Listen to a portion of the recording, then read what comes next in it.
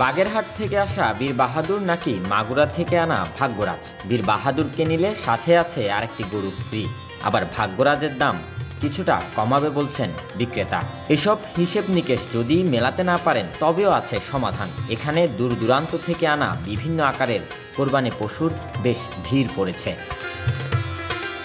বুধবার চট্টগ্রামের সাগরিকা পশুর হাট ঘুরে দেখা গেছে কুষ্টিয়া, দৌলতপুর, ঝিনাইদহ কিংবা খুলনার মতো দূর দূরান্ত থেকে খামারি কিংবা ব্যাপারীরা এসেছেন।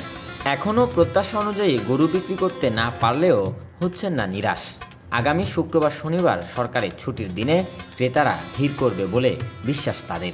প্রত্যাশা ঢাকার চেয়ে ভালো আশা করে তো এখানে আসছি। এখন পর্যন্ত তো কাস্টমার তেমন দেখছি না, তবে আশা করতেছি বৃহস্পতিবার রাত্রে অথবা শুক্রবার থেকে বেচা কেনা শুরু হবে। বেচবো আর কি, কিছু কম বেশি করে তো বেচতে হবে। গরু নিয়ে এসেছি যখন আর রাখি তো আর যাবো না, বেচতে তো হবে। বাজারের অবস্থা তেমন ভালো না। গরু আনছি 7টা, একটাও বিক্রি হয়নি এখনো।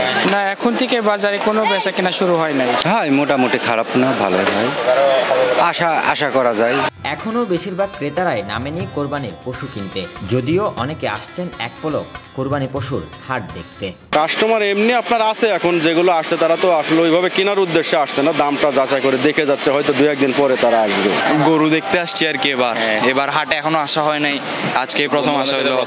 বন্ধু বান্ধব নিয়ে ঘুরতে আসলাম। এটার জন্য আমরা সারা বছর বসে থাকি, এই কোরবানটা যে কখন আসবে, যে গরু কখন দেখবো, এটার ইচ্ছায় আছি। তো নেওয়া সম্ভব না, আজকে এমনি দেখে যাচ্ছি, হয়তো বা সামনে ফ্যামিলি নিয়ে আসি নিব আর কি।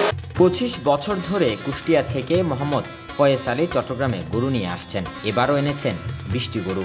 এছাড়াও ঝিনাইদহ, খুলনা, কুমিল্লা সহ দূর দূরান্ত থেকে গরু নিয়ে আসাদের বিশ্বাস খুব তাড়াতাড়ি বাজারে তৈরি হবে উৎসব মুখর পরিস্থিতি। ক্রেতার ভিড় জমলে হাসি ফুটবে বিক্রেতাদের মুখে। Robin Dasgupta, news now 24, Chittagong.